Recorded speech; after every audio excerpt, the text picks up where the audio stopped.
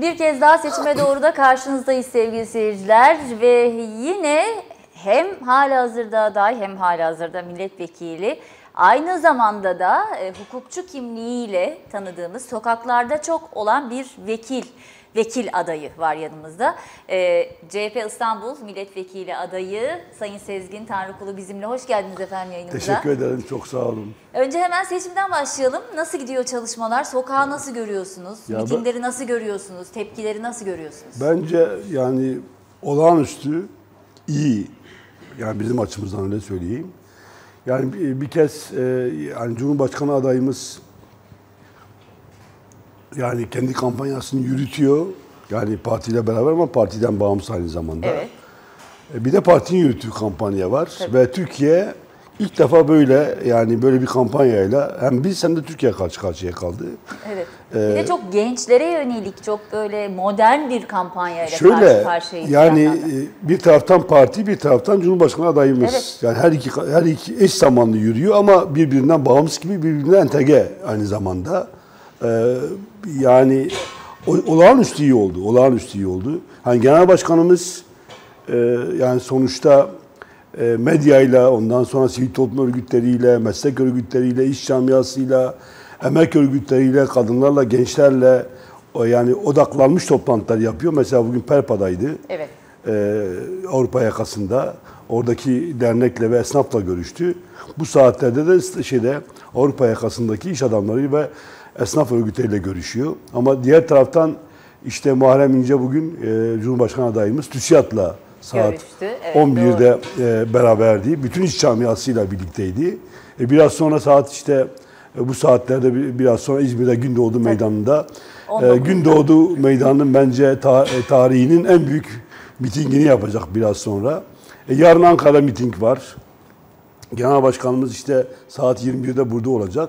Yani mükemmel, eş zamanlı, uyumlu bir kampanya yürütülüyor. Örgütlerimiz acayip motivasyonlu. Adaylarımız aynı şekilde öyle. Dolayısıyla bu dip dalga denilen şey çok üste çıktı gibi şöyle bir şey bakın. Yani bundan önce de yani ben sonuçta 2011'den beri parlamentodayım, milletvekiliyim. Evet. İşte kaç seçim geçirdik falan. Bu seçimin o avantajı oldu. Yani şöyle avantajı oldu. Yani yani gerçekten değiştirme ve kazanma umudu, imkanı örgütlerimize, seçmenlerimize, üyelerimize büyük motivasyon sağladı. Çünkü yani zaten kazanamayız, zaten iktidara gelemeyiz. Duygusu çatladı galiba. Evet, duygusu insanları geri plana itiyordu. Tamam, oyumu veririm ama ne yapayım falan. Ya da oyumu vermesem de ne olacak? Nasıl olsa bir oyumun değeri yok falan deyip tatile giden ya da sandığa gitmeyen seçmenler acayip motive oldular ve şimdi onlar bu kampanyanın bütün motivasyonunu sağlıyorlar. Yani zaten bir kitlemiz var her zaman her yere giden. Evet, evet. Ama onun dışında %25 bir potansiyeli varsa CHP'nin %10'u diyelim ya da üyeleri sokakta, sağda solda ama şimdi gerçekten seçmenimiz yani meydanlarda artı değiştirme umudu olan, sandığa gitmeyen, diğer siyasal partilerden evet değişmeli diyen yurttaşlarımız da çok değerli katkılar veriyorlar. Mesela dün biz Fatih'teydik, 2. bölge adayları. Biraz sonra da arkadaşlarımız İstiklal'de olacaklar. Ben de onlara yetişmeye çalışacağım. Beyoğlu'nda. Şöyle mesela, bunu paylaşayım, bir sakıncası yok. Fatih'te ben din görevlisiyim diyen bir yurttaşımız, beni tanıyan, yani hemen geldi böyle ama kulağıma konuşuyor. Çünkü herhalde evet, kulağıma konuşuyor. Yani ben ilahiyat mezunuyum, din görevlisiyim. Yani sizleri çok seviyoruz. Bugüne kadar ben hiç CHP oy vermedim. Hep AK Parti'ye oy verdim. Ama bunların dinle bir alakası kalmadı. Dindarlıkla bir alakası kalmadı. Evet. Oyum size. Yani bu şekilde söyleyen, yani gerçekten Fatih gibi bir yerde. Evet, Fatih'te. Oy potansiyelini aynen böyle. Yani çekti böyle kenara, beni biraz daha kenara. Hı hı. Kulağıma bunları söyledi. Öptü falan filan ve yürüdü gitti yani. Böyle bir şey. O zaman siz şimdi bu seçimde ilk tur, ikinci tur, tek tur ya da ikinci tur alternatifiyle ilgili ne söyleyeceksiniz? Şunu ben ifade edeyim. Parlamento durumu da var tabii. Evet. Yani görünen bütün şeyler, yani kamuoyu yoklamaları, bizim sahadan aldığımız, gördüğümüz bilgiler. Yani böyle işte yani ilk baştaki gibi işte Erdoğan işte 55 alacak, 60 alacak, ilk turda bitecek falan diye. Bunlar yani tamamı doğru değil. Yani çok büyük bir olağanüstü bir şey olması ki 48 saat kaldı neredeyse. Yani Evet, 48 saat sonra çok az bir zaman 48 kaldı. saat sonra seçim yasakları başlayacak. Ve ondan sonraki sabah da sandığa gideceğiz. Olağanüstü bir şey olmazsa yani seçmen tercihini değiştirecek olacağını sanmıyorum. Yani Cumhurbaşkanlığı seçimleri ikinci tura kalacak ve Adalet ve Kalkınma Partisi ve müttefiki olan MHP parlamentoda çoğunluğu kaybedecek. Kaybedecek. Yani görünen tablo bu. Bu bütün denklemleri zaten Evet. ilk Ve kez Erdoğan... ikinci tura kalacak. Yani zaten Erdoğan'ın kendisi bunu yavaş yavaş telaffuz ediyor. Kendi seçmen kitlesini hazırlamak için telaffuz ediyor. Mesela ne söyledi dün? İşte koalisyon yaparız dedi. Evet. Yani koalisyon zaten yapmış. Çok zor duyulacak sözler Evet bunlar. yani koalisyon zaten yapmış, ittifak falan. Yani koalisyona karşı olan koalisyonlar işte bu nedenle bu ittifakı, bu sistemi getiren Erdoğan'ın kendisi şimdi koalisyonu telaffuz etmeye başladı. Ne yapmaya çalışıyor? Şu anda işte bizim ittifakımızı bozmaya, onun üzerinden bir şey yapmaya çalışıyor. Ben gelmeden önce Maraş'ta mitingi vardı sanırım, oradan baktım. Yani sonuçta Millet İttifakı'nı oluşturan liderlere, ondan sonra bizim seçmen tabanımıza söz söyleyen, işte laf atan, söz söyleyen bir üslup da var. Bu kendisinin yani sıkıştığının, sonuçta ilk turda alamayacağını da kendisini de görüyor. Ve işte kendi seçmen tabanını buna hazırlamak üzere de bir üslup içerisinde aynı zamanda. Şimdi bütün bunlar konuşulurken bir sandık güvenliği sorunumuz var bizim. Yani 16 Nisan'da yaşananları herkes biliyor. Belki 7 Haziran duygusu dalgası var şu anda baktığımızda. 16 Nisan'da da aynı duygu dalgası vardı ama sonuç Yüksek Seçim Kurulu'ndan değiştirildi. Artık mühürsüz oylar, kabul edilebilir zarflar, kabul edilebilir yasasını da çıkarttılar. Peki bu kadar önemliyken sandık ne yapacak CHP? Siz ne yapacaksınız? Ya şöyle şunu ifade edeyim. Gerçekten hem partimiz bu konuda yani olağanüstü bir hazırlık içerisinde. Yani geçen işte 16 Nisan'da yani hırsızlık maharet ister. Yani bizim aklımızdan böyle şeyler geçmediği için tabii yani her çok türlü ilginçti, her türlü yani hırsızlığa karşı da yani onlar gibi düşünmediğimiz için onlar gibi önlem alma duygumuz da gelişmiyor. Yani biz her türlü önlemi aldık ama YSK aklımıza gelmemişti. YSK'nın seçim devam ederken kuralları değiştireceği aklımıza gelmemiş. Yani değişmez dedik yani normal bir hukuk devletinde. Ama onu yaptılar. Şimdi ona uygun bir yasa çıkardılar. Yani işte kendilerine uygun bir yasa çıkardılar. Biz de yani hem partimiz elektronik altyapısıyla, yazılımıyla bu işe hazır. Kadrolarıyla hazır. Yani neredeyse yani müşahit atamadığımız yani sandık kalmadı. Yazılım hazır. Yazılım programları hazırlandı. Ortalama yurttaşımızın sandık güvenliğinden ve sonuçlarından haberdar olabileceği yazılımlar geliştirildi. Onlar işte sonuçta bütün yurttaşlarımıza ulaştırılmaya ulaştırıldı. Bir de yani gerçekten sivil inisiyatif gelişti. Sandık gücü hareketi, sandığa sahip çık hareketi gibi sivil inisiyatifler var. Barolar ve meslek örgütleri tutum aldılar. Dolayısıyla Türkiye'nin her yerinde yani hem partiler hem de adaylar hem de sivil oluşumlar bu işe hazır. Şimdi şeyden de farklı bir durum var şu anda. Yani hem yerel seçimlerden farklı bir durum var. Yani kimsenin aklına Ankara gelmesin. Hem de referandumdan farklı bir durum var. Niye? Referandum evet hayırdı. Dolayısıyla evetin ve hayırın sahibi yoktu veya çoktu aynı zamanda. Doğru. Yani bir parti değildi çünkü. Ama şimdi yani partiler var seçime giren. İşte Saadet Partisi var, İyi Parti var, CHP var, Demokrat Parti var, HDP var. Tabii ki. Sandığa giden Vatan Partisi var. Yani ve bu partiler sandık var. Güvenliği konusunda hepsinin bir ittifakı var. Evet yani şimdi biz ittifakı yani sonuçta bir ittifak yaptık Millet İttifakı ama bu ittifakın dışına kalan partilerle de HDP dahil olmak üzere bir sandık güvenliği ittifakı yaptık. Bir sefer her parti güçlü olduğu yerde yani sandık güvenliği sağlamak için görev almış durumda. Bir de adaylar var. Yani seçilme sırasını bekleyen, bir oyla bile, beş oyla bile, çok şey değişiyor. Evet, 5 oyla bile yani sonuçta sonucun değişebileceği bir seçime giriyoruz. Adayların kendisi şeyin sonuna kadar olacak. Referandumda böyle bir şey yok. Ya da işte yerel seçimlerde işte 2 aday var. Doğru. Diyelim ki ya o kazanacak ya bu kazanacak. Onlar sandığın başında var ama şimdi öyle değil. Yani diyelim ki İstanbul'da 2. bölgede bir sefer birden 15'e kadar yani 30 adayımız varsa 28 adayımız varsa 28 de sandıkta olacak. Sandık bakacaklar.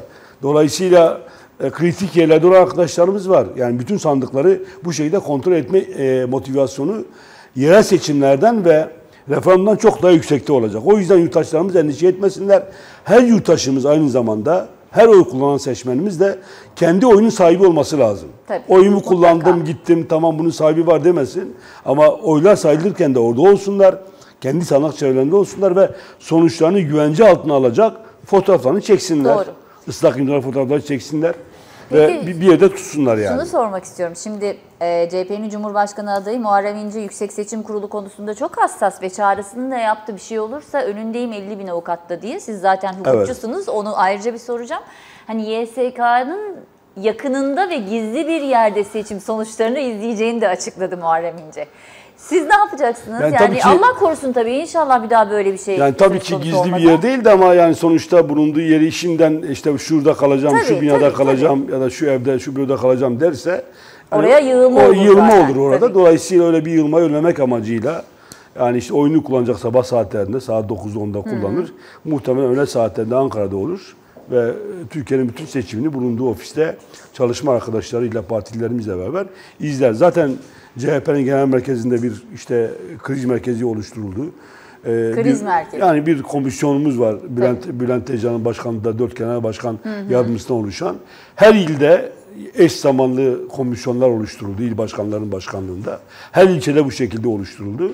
Dolayısıyla bu mekanizmalar bizim açımızdan tamam.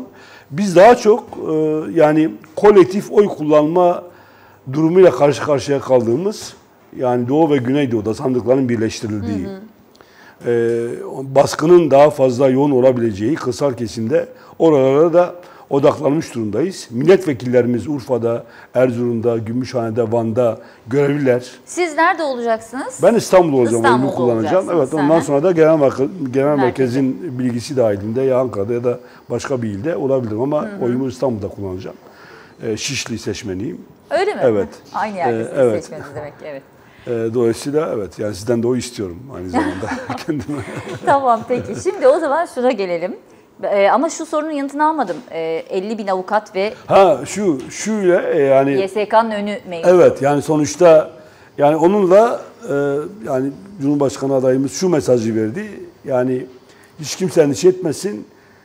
Yani Yalova'da koruduğum gibi, evet. Yani işte koruduğum gibi ben şeyde de yani ben adayım şu anda. Yalova'da başkanlık adayı seçimi tekrarlandı, eşit oy almıştı falan, tekrarlandı. Doğru, evet. Dolayısıyla hiç kimse endişe etmesin. 50.000 avukat seçmenlerimiz ne varsa yani sandıkta hile yapılacak. Ondan sonra sandıktan çıkan sonuçlar değiştirecek algısı içerisinde olmayın. Bunun güvencesi benim dedi ve yani sonuçta hepimiz neyse üzerimize düşeni o akşam için yapacağız yani. Şimdi birkaç soruyu birbirine bağlayacağım. Şöyle ki, Diyarbakır eski baro başkanısınız. Evet. Bir Cumhurbaşkanı adayı şu anda cezaevinde. HDP'nin Cumhurbaşkanı adayı. Türkiye'nin de bir Kürt sorunu var. Ve halihazırda az önce siz örneğin normal bir hukuk devleti olsa YSK oyun içerisinde kural değiştiremez dediniz ama normal bir hukuk devletinde miyiz sorusuyla beraber Kürt sorunu, HDP'nin Cumhurbaşkanı adayının cezaevinde olması, yargı bağımsızlığı ve ittifak içinde olmasalar bile Kürt seçmenin oylarının önemi. Bunları bir karabilir misiniz? Şunu evet hemen söyleyeyim. Bakın öncelikle yani hukuk devleti değerlerinden, insan haklarından, demokrasiden uzaklaştığımız, yargı bağımsızlığından, adaletten uzaklaştığımız bir dönemi yaşıyoruz. 22 ayda Türkiye'de olağanüstü hal var. Evet. Olağanüstü halin kendisi temel insan haklarının askıya alındığı rejimin adıdır. Ve seçimler yapılıyor bu süreçte. Evet, anayasada yeri var ama sonuçta insan hakları da askıya alınıyor. Mesela şunu söyleyeceğim, bunu çok övgüyle İçişleri Bakanı ifade etti. Diyarbakır'da bakın ticaret odası, ticaret ve sanayi odası, esnaf ve sanatkarlar odası, tayyipler odası, mühendisler, mimarlar odaları, Diyarbakır Barosu'nun da içinde olduğu 22 tane meslek örgütü 2 gün önce şeye gitmek istediler. Suruç'a. Suruç'a gitmek istediler. Yaşanan olay malum. Bakın gece saat 3'te arandılar. Gece saat 3'te gitmeyeceksiniz dediler. Ama yine sabah Diyarbakır'ın çıkışında buluştular ama emniyet müdürlüğü yasakladı. Suruç'a gitmelerini yasakladı. Neden yani? Bakın şöyle bir şey. Hareket bunu etme da bakın özgürlüğü engellenmiş İçişleri Bakanı diyor ki bakın hadi gitselerdi. Ya yani şimdi bakın meslek örgütleri bir vahim olay olmuş, bir vahşet yaşanmış. Suruç'ta bununla ilgili olarak taziyeye gidecekler hem de öğrenecekler ne olup ne olmadığını. Yani gidecekler oraya. Ama gidemiyorlar. Baroları terörist ilan eden bir İçişleri Bakanı'ndan bahsediyoruz. Cihad Odası'nı da diğer örgütleri de, diğer meslek örgütlerini de. Şimdi işte bu rejimin adı yani olağanüstü haldir. İnsanların hareket edemediği, keyfiliğin olduğu, kimsenin düşüncesini ifade edemediği rejimin adı olağanüstü haldir ve bu koşullarda gidiyoruz. Bu koşullarda. Ve en fazla da açık söyleyeyim Türkiye'nin doğu ve güneydoğusunu etkiliyor bu rejim. Çünkü orada yani seçmenler daha fazla politik ve siyasi eğilimleri bir siyasi partiye daha yakın. O siyasi parti yani HDP'ye oy gitmesin diye yani sonuçta daha fazla bir baskı, daha fazla bir şey oluşturmaya çalışılıyor. Yaklaşık yani 3 yıldır 7 Haziran seçimlerinden sonra Adalet ve Kalkınma Partisi Kürt seçmenle kurduğu ilişkiyi kopardı. Evet.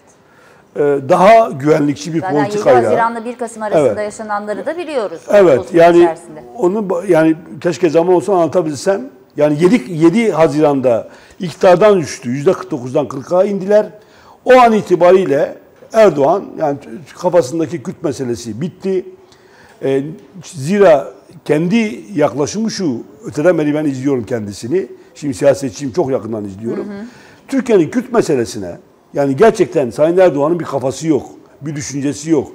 Siyasi rant odaklı bakıyor. Ben ne kazanırım? HDP barajı aşarsa o taraftaki AKP oylarının ve vekil çıkartma ihtimalinin olmaması üzerinden onun üzerinde konuşmalar var. Yani şöyle eğer ben siyasi başarım devam ederse tamam Kürt seçmenle bir diyalog kurarım. Türkiye'nin Kürt meselesiyle. Eğer yoksa kurmam dedi ve sonuç itibariyle de 7 Haziran'dan sonra kopardı ilişkisini ve gerçekten de kutuplaştırıcı, düşmanlaştırıcı bir dil kurdu. Ve sonuçta bugünlere kadar da geldik. Mecliste mi çözülecek bu sorun? Evet, yani mecliste çözülecek. Bakın 23 Temmuz 2015 tarihinde çözüm süreci bozuldu. Evet. Hangi olaydan bozulmuştu? Ceylanpınar'da 2 tane polisimizin alçakça şehit edilmesinden bozulmuştu. Evet. Ve o zaman da 3-5 kişiyi yakaladılar, katil bunlar dediler. Geçen hafta gerekçeli karar yayınlandı ve hepsi beraat etti biliyor musunuz? Tümü beraat etti. Tüm sanıklar. Evet. Şöyle bakın şunu söyleyeceğim. Tabii ki bu sorunla bağlantılı olarak da Selahattin Demirtaş bir siyasi partinin genel başkanı. Halen milletvekili.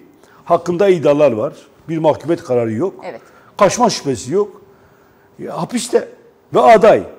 Ya şimdi eğer suçluysa niye aday? Suçlu değilse niye içeride? Erdoğan YSK'ya da zaten. Evet niye içeride? Evet niye içeride? Şimdi şunu yapmaya çalışıyor. Bakın çok tehlikeli sözler söyledi. Sonra bir daha telaffuz etmedi. Evet. Tutuklular nasıl aday oluyor dedi. Ya şimdi dünyanın insanlık tarihinde eşdeğer ilkesi şudur. Masumiyet karinesi. Evet, ama masumiyet karinesi şudur. Hiç kimse kesinleşmiş bir mahkeme kararıyla mahkum edilene kadar masumdur. Ama bizim sadece Selahattin Demirtaş için değil, son Enis Berberoğlu işte 10 yıldır Berberoğlu karinesi çok fazla kale alınan evet yani şimdi kendisi bakın kendisi Erdoğan'ın kendisi işte onun küçük modeli olan Sayın Süleyman Soylu sonuç itibariyle insanları mahkum ediyorlar. Evet. Başsavcı gibi, baş hakim gibi mahkum ediyorlar. Onun üzerinden de işte yargı sonuç itibariyle bir işlem yapmaya çalışıyor. Dolayısıyla yani bu o hal ortamı adil olmayan, dürüst olmayan, eşit olmayan bir şart yarattı ama buna rağmen %50 yani sonuç itibariyle bizim açımızdan da bir nimet oldu aynı zamanda. Ya onun da kabusu oldu. Şimdi vaatler kısmı da var ve o vaatlerden biri örneğin olağanüstü halin kaldırılacağı ki peki, Mehmet Şimşek bugün öyle bir şey olmayabilir diye bir açıklama yaptı. Muhtemelen aralarında yine bir sıkıntı yaşanacak. Şöyle bir şey, kendisi de geçen hafta dedi ki olağanüstü hali seçimden sonra kaldıracağız.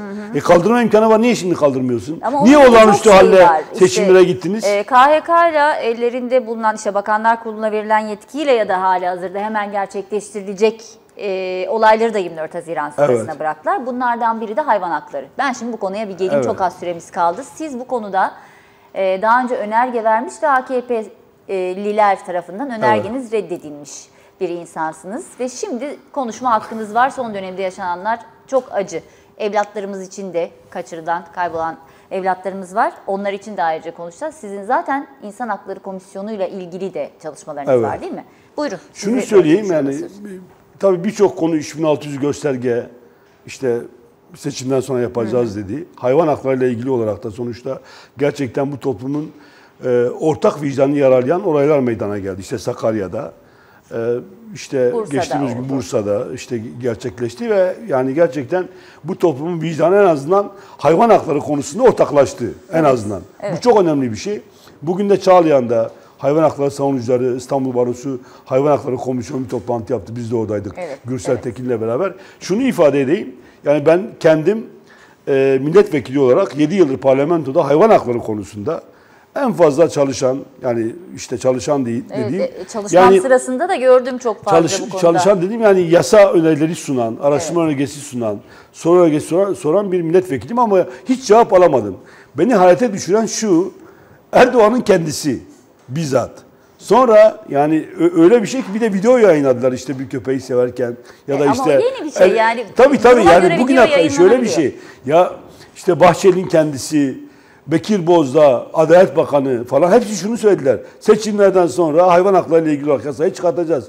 Ya 16 yıldır iktidardasınız. Hadi ben bıraktım kendine ilgili dönemi söyleyeyim. 7 yıldır yani ben parlamentodayım ve sunmuşuz. Yani genel kurula gelmiş. Hiç dinlemeden reddettiler bakın. Hiç dinlemeden.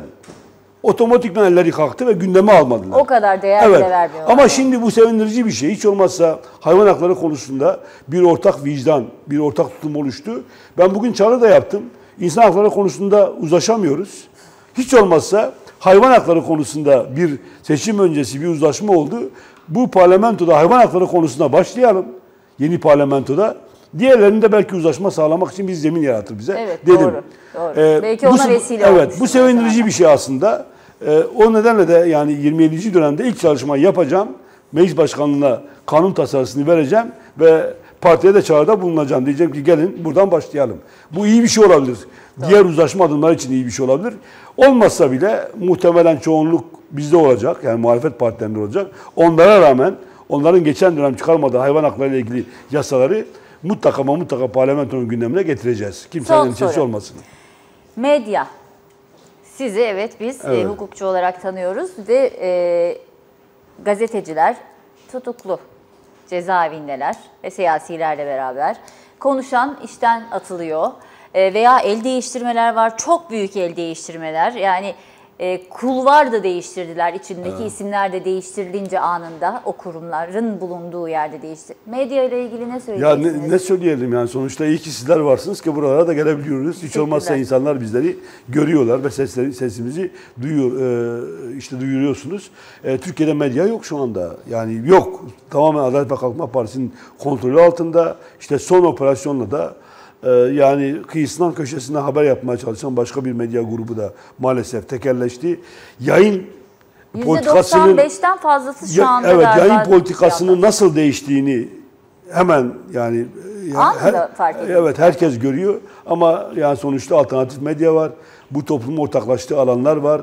Bir network var bunun dışında da. Onunla ulaşabiliyoruz. Benim de işte mesela Mesete TV'm var.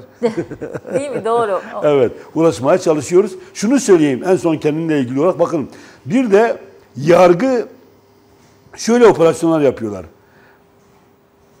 10 ay önce ben bir tweet atmışım.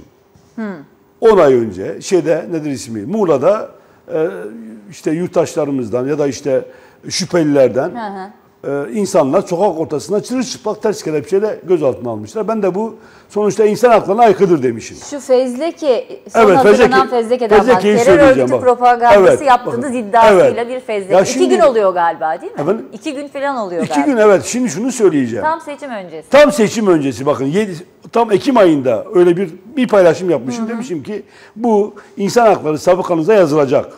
Onur kırıcı muamele en azından. Evet. Ne olursa olsun terörist de olsalar. Ki terörist dediler inşaat işçileri olduğu ortaya çıktı. Ama her şeye rağmen Evet. fiziki hazırlandı. Ama evet yani böyle bir şey yazmışım ama 10 ay önce yazmışım. 2 profil fotoğrafım benim Twitter'da Savaş'a hayırdır. Altında da İstanbul CHP İstanbul yazar. Profil fotoğrafım. Onu paylaşmışım Ocak ayında. Ona da mı şey yaptın? Tabii ona da Savaş. Bilmiyordum bakın, Evet. ötekini gördüm 2 tane ama. evet aynısı. Savaş'a hayır demişim. Sadece bu, başka bir şey değil. Bundan dolayı Ankara Cumhuriyet Başsavcılığı benimle ilgili fezleke gönderiyor. Bakın. Ama o dönem savaşa hayır diyenler anladığım kadarıyla Zeytin Dalı Harekatı zamanına mı denk geliyor? Ama benim profilimde bu 7 yıldır var. Tamam. 7 yıldır var. 7 Değiştirmemişmiş profil fotoğrafımı. Bu profil fotoğrafını koymuşlar, Savaş'a hayır dedi demişler. 7 yıl burada duran profil fotoğrafına. Şunu söylemeye çalışacağım. İnsanlar savaşa da karşı olurlar. Zaten işkenceye karşı olmak, onur kırıcı muameleye karşı olmak en temel görevimiz. Şunu söylemeye çalışıyorum. Bakın, seçimlere 4 gün kala belki seçilmem. Yani seçilmesem zaten direkt dava açarsınız. Niye meclise gönderiyorsunuz? Tabii. Bakın bunu şöyle yapıyorlar. Bu 2 tane tweetle ilgili olarak terör örgütünün propagandası yaptı diye bir algı oluşturmaya çalışıyorlar. Evet. Hem şahsım üzerinden hem de parti üzerinden. Yargı böyle çalışıyor ve buna teşne olan ve bunu kullanan büyük bir işte troll medyası dediğimiz, havuz medyası dediğimiz medya grubu var. Evet. Ama Allah'tan yani toplumumuzun vicdanı var. Neyin ne olduğunu görüyorlar. Her türlü baskıya, teröre, şiddete rağmen etrafımızda bir kenetleme var. Ben bütün yurttaşlarımıza teşekkür ediyorum ve hiç kimse umudu kaybetmesin, umudu yükselsin. Pazar günü sabah saat 6'dan itibaren sandıklardayız.